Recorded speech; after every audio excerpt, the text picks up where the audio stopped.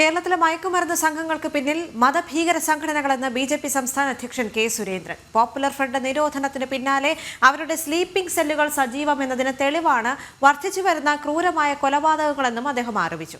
വെഞ്ഞാറമൂട് കൊലപാതക കേസ് പ്രതിക്ക് പരിശീലനം ലഭിച്ചിരുന്നോ എന്ന് അന്വേഷിക്കണമെന്നും കെ സുരേന്ദ്രൻ ആവശ്യപ്പെട്ടു.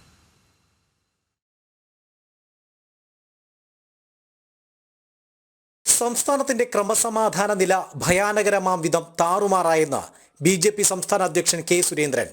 ഏതു നിമിഷവും ആരും കൊല്ലപ്പെടാം. കേരളത്തിൽ രാസലഹരി സുലഭമാണ്. പിണറായിയുടെ പോലീസ് ഏതു മാളത്തിലാണെന്നും മുഖ്യമന്ത്രി കൈമലർത്തുകയാണെന്നും സുരേന്ദ്രൻ വിമർശിച്ചു.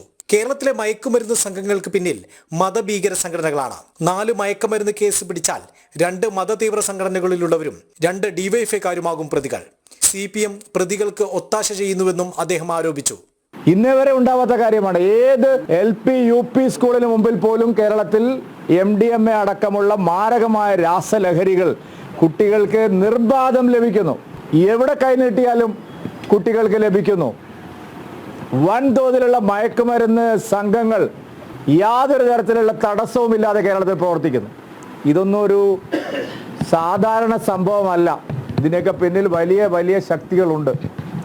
കേരളത്തിൽ മയക്കുമരുന്ന് ഇടപാടിന് നേതൃത്വം നൽകുന്നത് മതഭീകരവാദ സംഘടനകൾ ഉൾപ്പെടെയുള്ള ആൾക്കാരാണ്.